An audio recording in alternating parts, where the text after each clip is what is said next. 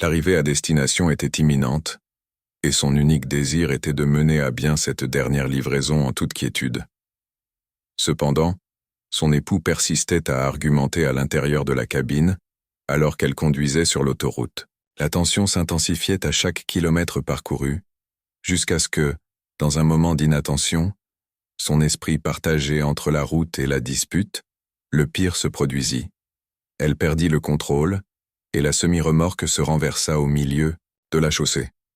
Ce qui semblait être une simple course se transforma en un grave accident aux conséquences inimaginables pour cet homme. N'oubliez pas de vous abonner et de commenter en indiquant votre ville. L'inconvénient inutile. Elle conduisait déjà depuis des heures. Son corps commençait à montrer des signes de fatigue. Son dos la lançait, ses mains serrèrent le volant avec une force de plus en plus machinale, et ses yeux restaient rivés sur la ligne d'asphalte, même si son esprit réclamait de temps à autre une pause. Mais non, elle devait absolument terminer cette livraison. La destination était proche, elle pouvait presque ressentir le soulagement d'arriver, de couper le moteur et de respirer en paix. Mais la tranquillité qu'elle recherchait tant était, loin de là, bien éloignée de cette cabine étouffante où elle et son mari partageaient l'espace et l'air saturé de tension. Lui, assis sur le siège passager, ne cessait de grommeler. Son ton irrité et tranchant emplissait déjà l'atmosphère, même lorsque ses paroles étaient encore rares. Son regard suffisait, la manière dont il soupirait, dont il agitait nerveusement ses mains sur ses genoux, dont il secouait impatiemment sa jambe gauche. C'était un homme étouffé par sa propre frustration, et cela débordait dans sa voix, dans ses gestes, dans sa présence. Et une fois de plus, la dispute éclata, comme presque toujours, tel un cercle vicieux qu'elle n'avait plus la force de tenter d'éviter. « Tu ne m'écoutes jamais », lança-t-il d'une voix mêlant déjà colère et ressentiment. Elle garda les yeux fixés sur la route, serrant le volant comme on s'accroche à une dernière bouée de sauvetage. Elle ne répondit pas, ne voulait pas répondre. Elle savait que le moindre mot serait de l'huile sur le feu qu'il s'obstinait à raviver à chaque voyage, à chaque kilomètre. Elle préféra le silence, mais cela semblait provoquer davantage l'homme. Il gesticulait, incrédule, comme s'il luttait contre son indifférence, alors qu'en réalité, elle voulait simplement rester concentrée sur ce qui importait vraiment, la route devant elle. Ils se connaissaient depuis de nombreuses années, depuis l'époque où ils étaient de tous deux actifs, partageant des quarts de travail et des rêves sur les routes du pays. C'était une autre époque. Il avait son propre camion, effectuait ses propres livraisons, avait de l'autonomie et de la fierté, mais après que tout ait mal tourné dans sa vie, il perdit son camion, perdit son permis de conduire et, par conséquent, perdit également son sens de l'orientation, non seulement sur les routes, mais dans sa propre vie. Elle fut celle qui lui tendit la main, l'aida, l'accueillit, l'emmena avec elle lors de ses voyages, pensant que ce serait bénéfique pour tous les deux, qu'ils pourraient peut-être revivre ce partenariat d'antan, cette complicité qui les avait tant rapprochés dans le passé. Au début, cela sembla être une bonne idée, mais cela se révéla rapidement être un fardeau, un poids difficile à supporter qui augmentait à chaque nouvelle livraison, à chaque arrêt, à chaque nuit passée à partager la cabine exiguë. Il ne l'aidait plus avec le chargement comme il l'avait convenu, ne contribuait en rien financièrement, ne faisait que se plaindre, critiquer, récriminer. Pire encore, il déversait sur elle toute la frustration de celui qui se voyait diminuer. Relégué au rôle secondaire de sa propre existence, il se débattait désormais pour des vétilles, pour un regard, un silence, une inspiration. « Tu ne fais jamais ce que je te dis », hurla-t-il dans un éclat de colère, frappant violemment le tableau de bord, faisant tinter les clés suspendues. Elle inspira profondément, ferma les yeux un instant, juste assez pour ne pas perdre le contrôle du véhicule. Elle ne répondit pas. Cela n'en vaut pas la peine. Le moteur ronronnait gravement, mais ne servait plus qu'à masquer ses cris. « Tu m'ignores maintenant, c'est ça ?» insista-t-il, élevant encore plus la voix, comme si son silence était la pire des offenses. Elle se contenta de répondre par un monosyllabe sec, presque chuchoté. « Je suis concentré sur la route. » Mais il était trop tard. La flamme de la colère s'était déjà propagée en lui et, comme toujours, elle ne s'arrêterait pas. Il se tourna vers elle, envahissant son espace personnel, approchant son visage avec ce regard accusateur, les yeux injectés de sang, les traits crispés. « Tu m'as entraîné dans cette vie, dans cette position d'inutile », cracha-t-il les mots comme un venin. « Et maintenant tu me traites comme un déchet. Tu ne vas pas me faire ça. » Elle serra les dents, la mâchoire tendue, presque douloureuse, ravalant la réponse cinglante qui était déjà prête à jaillir. Mais cela n'en valait jamais la peine, parce que tout ce qu'elle dirait serait déformé, utilisé contre elle, alimentant encore davantage le monstre qu'il cultivait en lui. Dehors, la route restait déserte, silencieuse. Seul le ronronnement grave du moteur emplissait la cabine. Ils passèrent devant un panneau indiquant 30 km/h jusqu'à la ville de destination. Elle laissa échapper un soupir silencieux de soulagement intérieur, presque imperceptible. Plus qu'un peu, et ce sera enfin fini. Encore un service de plus. Mais il ne s'arrêtait pas. Soudain, au milieu de la dispute, dans un accès de rage, il tendit la main et tenta de saisir son téléphone, qui était fixé au support juste à côté du volant. Un mouvement brusque, impulsif, désespéré. « Laisse-moi conduire en paix, arrête de bouger !» cria-t-elle dans un réflexe instantané, retirant une main du volant pour empêcher son geste. Mais il tira avec force. Elle serra son bras avec une telle tension que ses muscles se contractèrent. Son cœur s'emballa, sa respiration devint encore plus courte.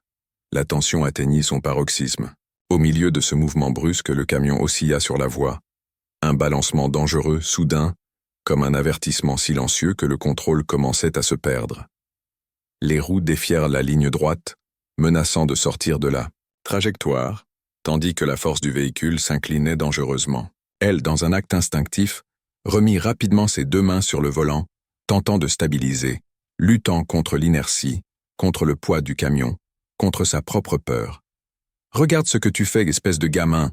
cria-t-elle, jetant un rapide coup d'œil dans le rétroviseur. Mais elle sentait déjà son attention sur la route se perdre, s'effriter face à cette dispute insensée, à cette confrontation absurde. L'homme, maintenant éloigné du volant, mais vociférant encore plus complètement hors de lui, continuait à crier comme s'il ne voyait pas le danger imminent. Elle serra le volant de toutes ses forces, les jointures blanchies, les yeux fixés, sur la route, essayant de retrouver l'équilibre du camion. Mais le déséquilibre avait déjà commencé, et sur cette route déserte, avec la cabine saturée de cris, de peur et le sentiment d'échec était palpable, comme si le destin avait été scellé par un événement majeur. Puis au moment où le virage s'est présenté, l'incident s'est produit. C'était l'un de ces virages perfides qui de loin semblent anodins, mais qui, à l'approche, dévoilent toute leur complexité. Un angle bien trop fermé, un dénivelé du terrain, une absence de protection adéquate. Le poids lourd, chargé à sa capacité maximale, avançait à une allure supérieure à celle recommandée pour ce tronçon sinueux. Non pas par imprudence de la conductrice, mais parce que, quelques instants auparavant, elle tentait de rattraper le retard engendré précisément par une dispute interminable avec son conjoint. L'asphalte inégal, les pneus crissants, la structure du véhicule oscillant, comme si elle allait perdre son équilibre à tout moment. Elle s'était forcée de toutes ses forces de garder le contrôle, à agripper le volant, à légèrement tourner, a fait tout ce qu'elle pouvait, mais sans succès. La physique s'est avérée inflexible. Le géant, le camion et ses dizaines de tonnes de marchandises a basculé violemment tel un animal hors de contrôle traînant sur la chaussée dans un fracas assourdissant. Le bruit métallique s'est propagé dans la vallée environnante.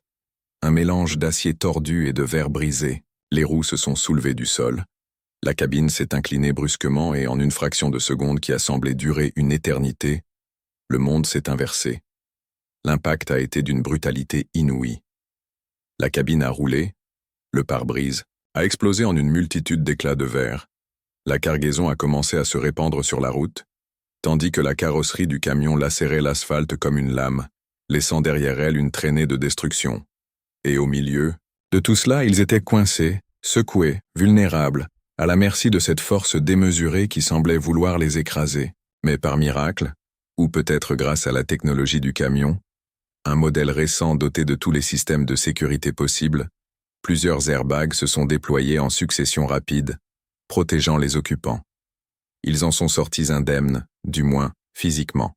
Ironie du sort, encore étourdi, les oreilles bourdonnantes et le corps tremblant, il sortait déjà par le côté de la cabine renversée sur le bas-côté, se disputant. Oui, se disputant. Comme si rien n'avait changé. Comme s'ils venaient d'échapper à un accident qui aurait pu leur coûter la vie au lieu de seulement les ébranler. Au lieu de témoigner leur gratitude, chacun pointait l'autre du doigt, se blâmant mutuellement dans un spectacle absurde au milieu du chaos. « C'est de ta faute !» cria-t-elle encore tremblante, la voix étranglée, les yeux rougis par l'adrénaline. « De ma faute ? C'est toi qui conduisais. C'est toi qui dois faire attention !» rétorqua-t-il indigné, les cheveux en bataille, le visage rouge de colère et de panique. Le paysage autour d'eux était désolant.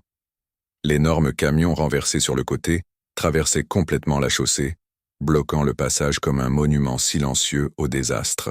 Une fumée épaisse et blanche s'échappait du moteur, tandis que divers fluides, huile, carburant, eau, s'écoulaient lentement sur l'herbe et l'asphalte brûlant. Des morceaux de la cargaison étaient éparpillés, mêlés à des éclats de bois, des emballages déchirés, des objets déformés. Pendant ce temps, d'autres conducteurs, immobilisés par le camion bloquant la route, s'arrêtaient, descendirent de leur véhicule et s'approchaient, curieux, stupéfaits. Certains, téléphone portable à la main, commençaient à filmer et à prendre des photos, transformant l'accident en un spectacle improvisé. D'autres criaient, essayant d'aider, demandant si tout le monde allait bien, tandis qu'un ou deux composaient déjà nerveusement le numéro des services d'urgence. Le bruit était assourdissant. Des klaxons au loin, des cris, le bip intermittent d'un capteur du camion qui persistait à signaler le danger. Peu de temps après, en quelques minutes, les premières voitures de la police de la route sont arrivées, suivies par des camions de pompiers. Des pompiers et une ambulance sont arrivés, leurs sirènes déchirant l'atmosphère. Le chaos initial a rapidement cédé la place à une organisation structurée. Des agents s'activaient, délimitant la zone avec des cônes et éloignant les curieux, tandis que des équipes médicales évaluaient les signes vitaux des deux individus, impliqués qui, bien que visiblement ébranlés, insistaient pour poursuivre leur dispute. Elle, le visage maculé de poussière et de transpiration, des éraflures apparentes sur les bras et un t-shirt déchiré au niveau de l'épaule, n'a pas hésité. Elle a pointé du doigt son mari, sans se soucier des regards présents. « C'est de sa faute !» a-t-elle clamé, sa voix étranglée par la nervosité et l'indignation. « Il m'a tiré le bras, a essayé de prendre mon téléphone, m'a déconcentré, et c'est pour ça que j'ai fait un tonneau. C'est un irresponsable. » En entendant ces accusations, l'homme a été pris d'une rage incontrôlable. Ses yeux se sont exorbités, les veines de son cou ont gonflé, et il a fait un pas vers elle, brandissant son index comme une arme. « Mensonge !» a-t-il hurlé, un cri si puissant qu'il a attiré l'attention même des pompiers les plus éloignés. « Tu as perdu le contrôle, ne viens pas rejeter la faute sur moi. » Dans un geste menaçant, il s'est précipité vers elle. Les policiers ont réagi sur le champ. L'un d'eux, grand et portant un gilet réfléchissant, s'est interposé entre les deux, le repoussant d'un bras ferme. L'autre, plus expérimenté, a levé la main et a ordonné d'un ton qui ne souffrait aucune contestation. « Monsieur, calmez-vous !» Mais l'homme était incapable de se maîtriser. Il continuait, agité, à hurler des insultes, pointant son doigt sur le visage de sa femme, tout en se débattant et en ignorant complètement les injonctions des agents. « Tu me reproches toujours tout. Tu es contente maintenant? Regarde ce que tu as fait. » C'en était trop. Avec des mouvements précis et coordonnés, les policiers l'ont maîtrisé, lui tordant les bras dans le dos alors qu'il tentait encore de résister, jusqu'à ce qu'il soit menotté et conduit au véhicule de police. Les conducteurs, témoins de la scène depuis le bord de la route, observaient avec curiosité et stupéfaction. Il était arrêté pour outrage et pour avoir mis en danger la sécurité routière. Elle, anéantie, restait immobile, sans prononcer un mot, se contentant de suivre du regard cette scène qui ressemblait à un scénario surréaliste de sa propre vie. Le camion, lui, gisait toujours sur le côté, inerte, tel un symbole silencieux de ce que leur relation était devenue. Un fardeau, un danger, une machine sur le point de s'effondrer à tout moment. Les pompiers, avec leur équipement spécialisé, ont immédiatement entamé les procédures pour neutraliser les risques. Ils ont coupé le système électrique du camion, colmaté les fuites potentielles, répandu de la sueur pour absorber l'huile déversée et installé des câbles pour redresser le véhicule ultérieurement. Parallèlement, la compagnie d'assurance a été contactée, les responsables de la société de transport ont été informés, et des équipes se préparaient à enlever à la fois le camion et le chargement, désormais éparpillés sur le bas-côté de la route. Les heures qui ont suivi ont été longues, lentes, empreintes de formalités administratives et d'un profond sentiment de frustration. Déjà au commissariat, après le retrait du camion et la fin des opérations de secours, elle attendait dans le hall d'accueil, assise sur une chaise en plastique inconfortable, les bras croisés, le regard perdu dans le vide. Son mari, ou plutôt l'homme qui jusqu'à cet instant portait encore ce titre, était détenu dans une cellule provisoire, silencieux et abattu comme elle l'avait rarement vu. Et c'est là, dans cet environnement froid et impersonnel, qu'elle a commencé à réfléchir à tout, comment une fois de plus une dispute de plus parmi tant d'autres qui semblaient interminables avait mené à tout cela. Comment, une fois de plus, il avait franchi une limite. Non seulement sa sécurité avait été compromise, mais sa propre existence se retrouvait en péril. Désormais, il n'y avait plus d'échappatoire. Les conséquences commençaient à prendre une tournure inéluctable, et pour la première fois depuis longtemps, elle réalisait peut-être qu'il était temps de changer de voie. Après tout ce qui s'était passé, elle avait su tirer parti de la situation, et saisir l'occasion comme peu, aurait osé le faire, assise seule face aux délégués dans la pièce froide et silencieuse du commissariat, sans son mari à ses côtés, qui était désormais un ex à tous les niveaux, elle prit une profonde inspiration et fit ce qu'elle aurait dû faire depuis longtemps. Elle raconta tout, elle n'omit rien, pas le moindre détail, pas la moindre douleur, pas le moindre abus qu'elle avait avalé en silence pendant des années de cohabitation toxique.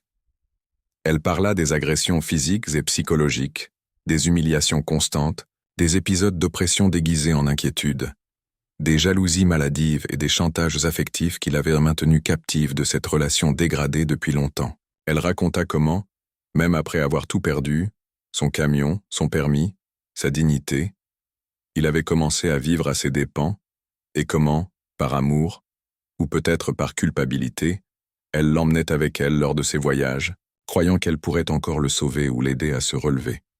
Elle relata comment il refusait de l'aider, même lorsqu'elle avait besoin de charger ou de décharger des marchandises lourdes.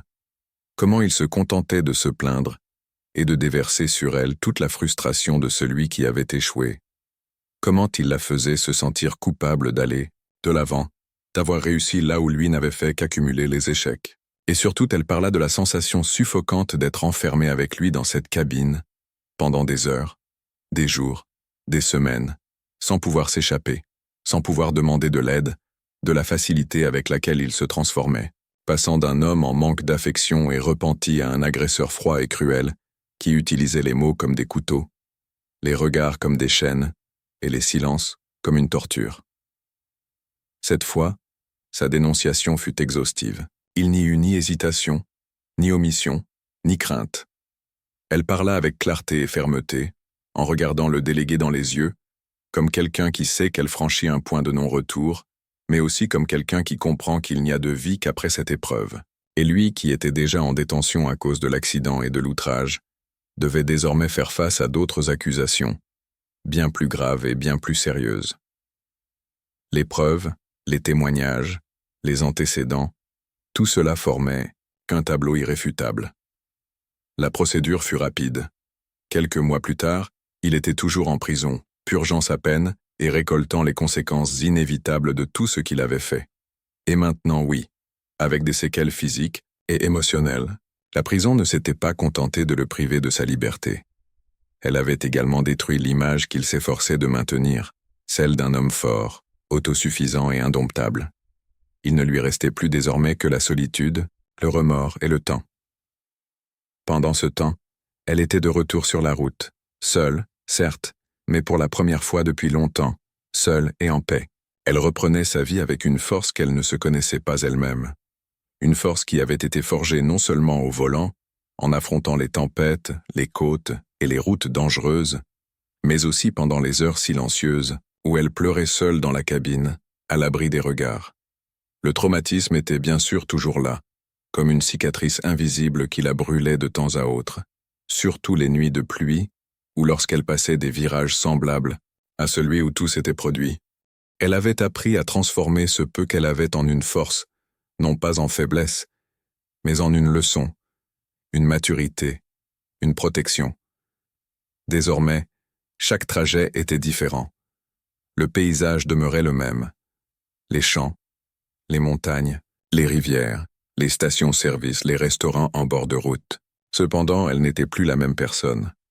Un jour, en se garant à l'un des points les plus beaux du parcours, un belvédère au sommet d'une montagne où la route se perdait à l'horizon et où le coucher de soleil peignait le ciel avec des nuances d'orange et de pourpre, elle saisit son téléphone, ajusta la caméra et enregistra une vidéo pour la chaîne qu'elle avait récemment créée, encouragée par des amis et des collègues de route. Elle prit une profonde inspiration, fixa l'objectif avec ce regard sincère que seules celles qui ont vécu de grandes épreuves connaissent, et parla d'une voix ferme, mais chargée d'émotion.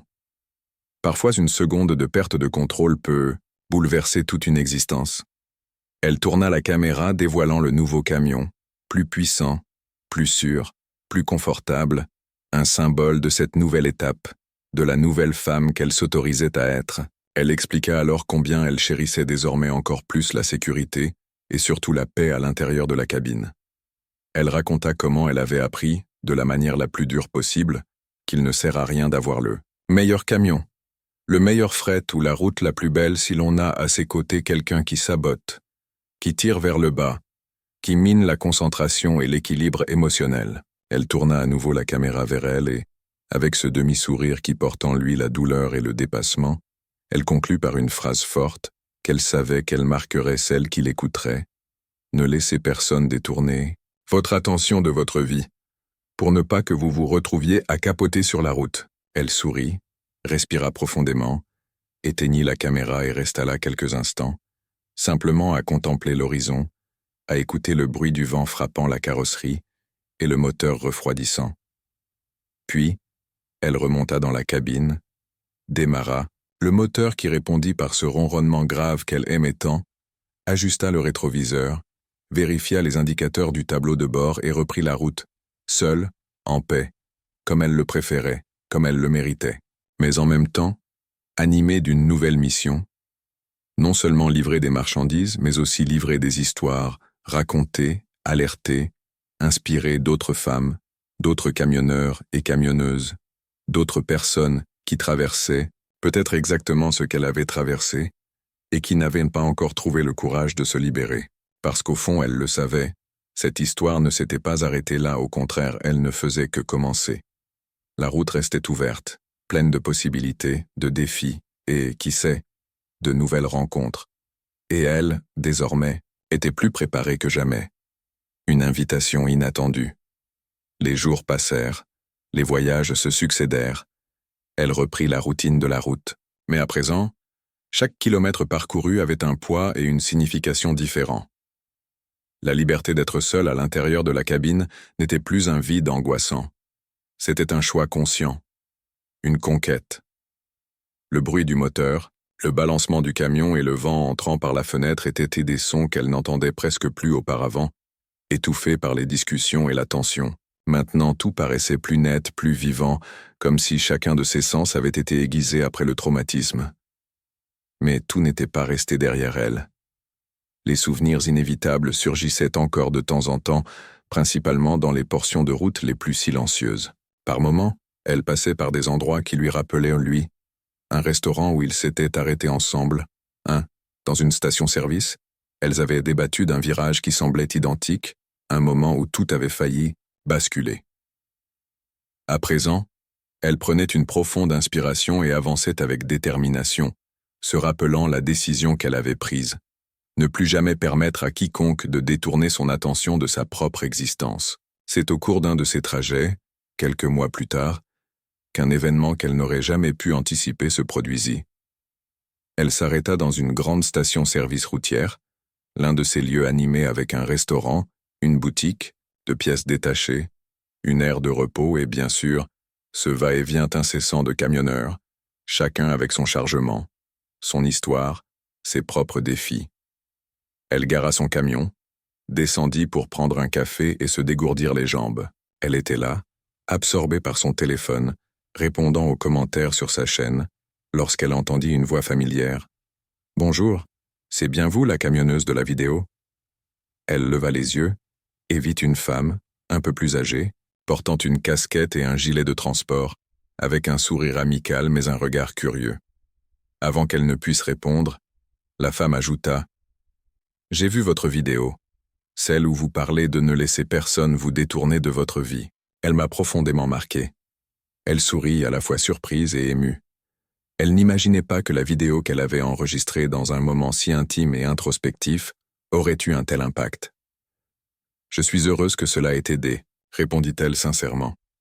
Les deux femmes commencèrent à discuter, là, debout à côté du camion. La femme expliqua qu'elle était également camionneuse depuis des années, mais qu'elle traversait une période similaire. Une relation abusive et toxique qui, depuis longtemps, la faisait douter de sa propre capacité à continuer seule. Quand j'ai vu votre vidéo, j'ai décidé que je devais changer, avoua-t-elle, les larmes discrètes aux yeux. J'ai demandé le divorce, j'ai recommencé à conduire seule, et je ne me suis jamais sentie aussi libre. Elle resta sans voix pendant quelques secondes, prit une profonde inspiration, émue, puis répondit « La route peut être solitaire, mais nous n'avons jamais besoin d'être seuls. Il y aura toujours quelqu'un qui comprend ce que nous traversons. » Et là, dans cette rencontre improbable, les deux femmes créèrent une connexion instantanée. Elles prirent un café ensemble, discutèrent pendant des heures, échangèrent leurs coordonnées, et finalement, la femme lui fit une proposition. « Nous sommes en train de mettre en place un groupe de soutien pour les femmes camionneuses, pour échanger des histoires, des expériences, s'aider les unes les autres. Voudriez-vous participer ?» Elle sourit. Elle n'y avait jamais pensé auparavant, mais à ce moment-là, cela sembla évident. Oui, avec plaisir. Et ainsi, sans l'avoir planifié, sans l'avoir imaginé, elle réalisa que son histoire n'avait pas seulement changé sa propre vie, mais qu'elle pouvait également contribuer à transformer celle des autres. Plus tard, de nouveau seule sur la route, tandis que le soleil se couchait à l'horizon et que la cabine s'emplissait de cette lumière orangée, si typique de la fin de journée, elle réfléchissait à la façon dont la vie est faite de virages et de rebondissements. Il semblait que, du jour au lendemain, elle était passée de victime à source d'inspiration, de femme silencieuse et intimidée à voix qui encourage les autres à aller de l'avant. Et pour la première fois depuis longtemps, elle ressentit une fierté sincère d'elle-même. Mais elle était loin de se douter que cette invitation ne serait que le début d'une nouvelle phase, encore plus intense et transformatrice, car le groupe de soutien lui réservait une nouvelle mission, une nouvelle route, et qui sait, peut-être même un nouvel amour. Mais cela, elle ne le savait pas encore. Pour l'instant, elle serra le volant avec fermeté, sourit intérieurement et accéléra, laissant le ronronnement grave du moteur résonner sur l'autoroute silencieuse. La route continuait. La route nouvellement ouverte se présentait devant elle, et le grondement du moteur emplissait l'habitacle tandis qu'elle avançait, fendant la chaussée comme on tranche son propre passé, en abandonnant des fragments derrière soi. Des kilomètres plus tôt, la lumière orangée du crépuscule avait cédé sa place au bleu profond de la nuit, et les étoiles commençaient à apparaître, timides, une à une, telles de petites observatrices silencieuses de cette nouvelle étape qu'elle ne savait même pas comment nommer. Le concept du groupe de soutien résonnait encore dans son esprit, une invitation qu'elle avait certes acceptée sans hésiter, mais dont elle ne parvenait pas encore à saisir l'ampleur réelle. Pour la première fois depuis l'accident et la fin de son mariage, elle commençait à comprendre que son histoire avait dépassé les frontières de sa propre souffrance, qu'elle n'était plus seulement la sienne, mais concernait une multitude de femmes. Les paroles de cette autre conductrice, une inconnue qu'il avait abordée à la station-service mais qui semblait si bien la connaître, résonnaient encore dans sa tête. « Tu as changé ma vie. » C'est alors, pour la première fois, qu'elle s'autorisa à penser « Et si je pouvais changer d'autre vie ?» Mais ce n'était pas là l'unique sujet de ses pensées, tandis qu'elle progressait sur cette route nationale sinueuse, bordée d'arbres silencieux et de panneaux réfléchissants qui défilaient comme des éclairs. Elle se remémorait aussi les audiences, les témoignages, les nuits passées seule dans sa chambre d'hôtel après les séances de tribunal, revivant chaque cri, chaque humiliation, chaque fois qu'il la regardait avec un mélange de mépris et de dépendance, la persuadant qu'elle était faible, qu'elle n'avait pas d'issue, qu'elle ne survivrait pas sans lui. À présent, elle savait que c'était un mensonge. Cette certitude l'incitait à conduire différemment, avec plus d'assurance, plus de fermeté. Elle n'éprouvait plus le besoin de vérifier sans cesse le rétroviseur latéral, comme elle le faisait auparavant, comme si elle s'attendait à le voir surgir à ses côtés, critiquant sa conduite, la harcelant, inventant des prétextes pour déclencher une dispute. Le siège passager était désormais vide, et contrairement à ce qu'elle avait craint si longtemps, cela ne lui causait pas de douleur, mais un soulagement. Il était déjà plus de 22 heures lorsqu'elle se décida à faire une halte dans une petite station-service presque dissimulée entre la forêt et la route, un de ces lieux que seuls les routiers expérimentés connaissent, où la cuisine est simple, le café corsé et l'accueil toujours chaleureux. Elle gara son camion avec habileté sur l'aire de gravier et en descendit, sentant le sol dur sous ses bottes, respirant profondément l'air frais de cette nuit claire et paisible. Elle s'installa à une table d'angle et commanda sa boisson habituelle, un café noir sans sucre. En attendant, elle sortit son téléphone et ouvrit l'application de messagerie. Déjà des dizaines de notifications du groupe qu'elle venait d'intégrer. Femmes de la route, soutien et résistance. Elle parcourut quelques conversations, des histoires d'autres conductrices, des témoignages d'abus, de dépassement de la peur mais surtout de force. Certaines sollicitaient de l'aide pour parvenir à se séparer, d'autres partageaient des victoires, petites et grandes. Et là, pour la première fois, elle eut la sensation de ne plus être seule, d'une manière qu'elle n'aurait jamais imaginée. Une fraternité invisible mais solide la soutenait, la comprenait, parlait le même langage et surtout portait les mêmes stigmates.